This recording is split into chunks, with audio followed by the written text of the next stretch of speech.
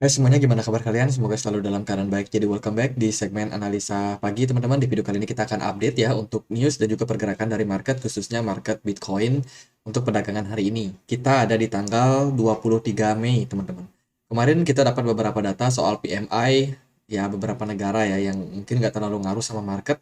Tapi hari ini ada banyak data dari Eropa teman-teman, PMI dari Prancis, dari Jerman juga, kemudian akan ada pidato juga dari European Central Bank, ini dari Guindos, ya. Terus juga akan ada pembacaan dari neraca transaksi berjalan non musiman.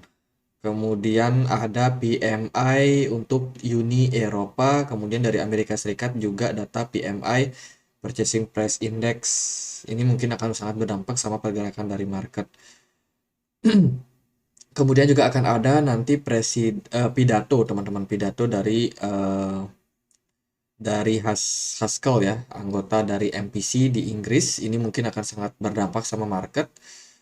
Dan itu sih, satu lagi ada perbincangan yang sedang terjadi teman-teman. Ini perihal debt ceiling yang baru saja dilakukan oleh Joe Biden di White House ya, dan juga Kevin McCarthy yang akan dilakukan hari ini teman-teman. Dan sementara pergerakan market cenderung masih flat ya. Ini masih dalam tahap pembicaraan pada hari Senin afternoon, sekarang di Amerika Serikat afternoon ya. Itu sedang membicarakan perihal ini. Mungkin data atau newsnya bakalan muncul beberapa jam setelah video ini di post ya. Jadi kita belum tahu nih keputusannya apa yang akan diambil. Sementara itu lobby-lobby masih tetap dilakukan karena kalau sampai debt ceiling ini tidak terselesaikan, ini dapat berdampak sangat fatal. Seperti yang dikatakan eh, White House mengatakan bahwa 8 juta pekerjaan ini bakalan hilang teman-teman jika Amerika Serikat dalam posisi default atau masalah hutangnya ini gagal bayar. Ini sangat-sangat berdampak sama pengangguran nantinya yang bakalan semakin banyak. Terus juga akan ada banyak kemiskinan yang akan naik, teman-teman. Tentu saja investasi itu akan menurun drastis di negara Amerika Serikat perihal masalah ini. Maka dari itu ini penting banget untuk diselesaikan. Kalau terjadi banyak banyak pengangguran, ya efeknya apa? Efeknya daya beli mereka akan cenderung lemah. Daya beli lemah, inflasi cenderung turun. Tapi kalau debt ceiling dinaikkan, ekonomi mereka akan recover, teman-teman, akan semakin pulih, hanya saja inflasi yang akan cenderung naik. Jadi ini seperti buah si malakama. Jadi kita tunggu aja seperti apa keputusan dari Presiden Biden serta anggota DPR dan juga parlemen yang lain dalam hal mengambil kebijakan ini. Jadi kita akan menunggu seperti apa kira-kira newsnya yang bakalan cukup menggemparkan. Kita tunggu aja dalam beberapa jam nanti mungkin akan ada rilis newsnya. Terus ini ada berita dari XRP. Saya pikir mereka dimasukkan tetapi tidak semua dirujuk dalam argumen. Tapi miss ini sekalipun atau kesalahan ini sekalipun akan di-tweet ya. Ini perihal masalah XRP yang sepertinya lanjutan dari kasus XRP ya, teman-teman. Ini ada faktor Huawei sangat besar. Oke, ini sepertinya ada semacam dana yang mereka tidak publikasikan, dana yang akhirnya menjadi masalah ya. Ini kayaknya SRP harus bayar sekian gitu ke SEC karena perihal kasus SEC yang menargetkan XRP sebagai salah satu security kemarin. Jadi ini masih tetap bergulir sih kasusnya. Ramai juga nih dengan tagline XRP, teman-teman. Kemudian ada berita yang lain, ini dari Hotbit ya. Hotbit dikabarkan bakalan tutup, teman-teman. Jadi sudah 5 tahun, 5 tahun 4 bulan Hotbit berpartisipasi dalam perdagangan market kripto dan akhirnya mereka mengumumkan pada hari kemarin, hari ini ya, hari ini 22 Mei itu jam 4 pagi waktu setempat itu mereka mengumumkan bahwa mereka akan tutup dan diharapkan semua user itu melakukan withdrawing teman-teman sampai tanggal 21 Juni itu batasan yang mereka berikan. Jadi 1 bulan setelah announce ini dipublikasikan, Hotbit melihat beberapa kondisi di mana mereka itu harus tutup. Dan ya teman-teman, kalau ada yang punya aset di sana, teman-teman silakan untuk withdraw aset kalian, pindahkan ke wallet yang lebih aman ya. Karena nanti takutnya nggak bisa diakses lagi untuk website daripada Hotbit. Jadi let's say teman-teman ada yang punya aset, silakan lakukan sekarang. Ini kondisinya dikarenakan karena mereka melihat nih adanya penurunan daripada pasar setelah kejatuhan dari FTX. Belum lagi para perbankan yang belakangan juga collapse. Jadi ada banyak alasan sih yang mereka tentukan. Belum lagi masalah cryptocurrency yang kena attack, kena hacking ya teman-teman. Jadi bisa dibilang pasarnya cenderung mereka melihat udah rapuh nih dalam posisi sekarang. Jadi Hotbit memilih buat mundur. Kemudian ini ada update juga dari Gemini, penghasilan mereka diupdate ya, earn updates dari Gemini. Kalau kita lihat dari datanya sih sebenarnya Gemini pun juga bisa dibilang mengalami kerugian yang cukup parah. Ini adalah salah satu perusahaan di bawah naungan dari DCG, Digital Currency Group.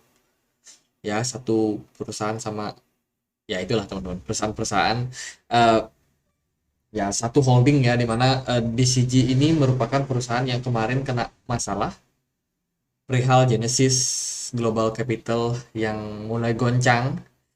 Dan ya kalau kita lihat dari laporannya sih memang Gemini juga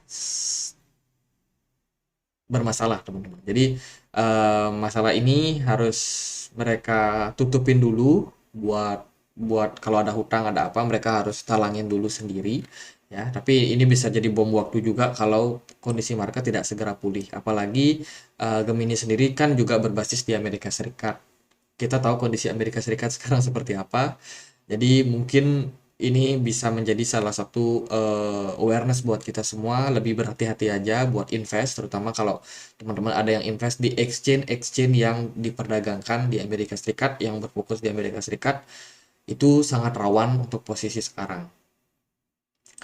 Dari berita yang lain, ini ada berita soal Tornado Cash yang kemarin kena hacking ya. Sekarang pencurinya itu menawarkan tebusan nih, minta minta ditebus nih teman-teman. Ya, harga Tornado Cash juga sempat menguat sih setelah berita ini. Jadi ada potensial untuk restore untuk state governance mereka. Jadi ini proposalnya.